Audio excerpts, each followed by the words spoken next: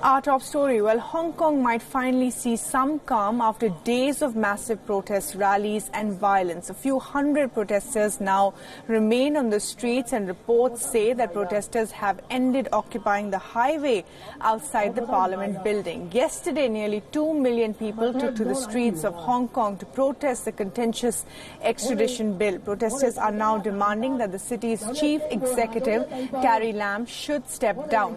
Although Lam has apologized for the way the bill was proposed, protesters insist on her resignation over her handling of the bill that would allow citizens to be sent to mainland China for trial. Protesters are demanding that the bill be completely scrapped and not just suspended. Now, joining in the chorus demanding Lam's resignation is pro-democracy activist Joshua Wong, who was released from jail just a while ago. This morning, upon his release, the first statement Wong made said that Lam must step down from her position. Joshua Wong played a leading role during some of the 2014 pro-democracy umbrella movement street demonstrations. I believe it's time for Carrie Lam to end her term, and also it's time for her to step down.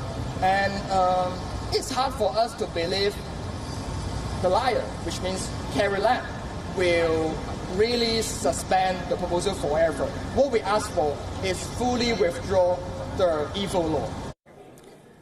Meanwhile, visuals of protesters displaying remarkable level of discipline are doing the rounds on social media. Crowds of protesters on main roads in Hong Kong allowed ambulances to pass through their midst late on Sunday. They also made way for buses to get out of the congested area after traffic on the main artery along the north of Hong Kong Island was brought to a standstill.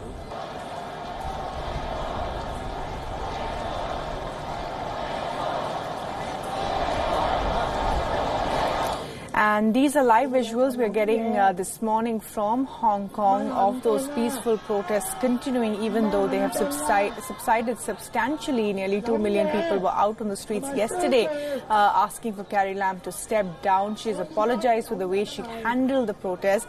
However, the protests are still trickling in this morning as well. And Joshua Wong, who has just been released from jail, demanding that this protest will go on until she steps down. But this has been by and large a peaceful protest.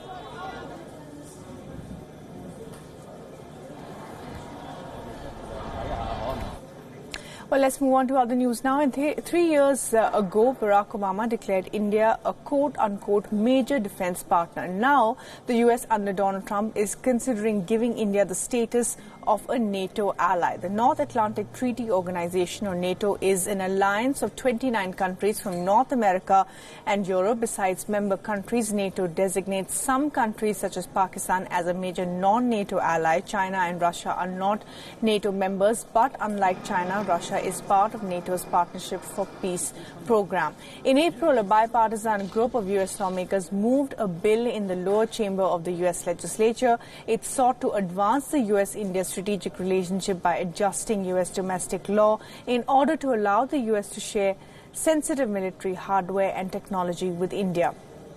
Last week, 2 lawmakers in the upper house of the U.S. legislature moved an amendment to change the U.S. arms control law to bring India on par with NATO allies such as Israel, Australia, New Zealand and South Korea. It signals the start of discussions in both chambers of the U.S. legislature to recognize and reconcile their versions of the National Defense Authorization Act.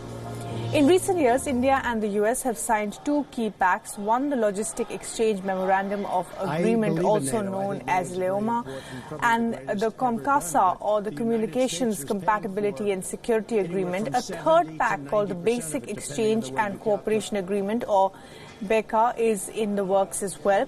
The 3 pacts will enable India to obtain cutting-edge weapons and communication systems from the United States.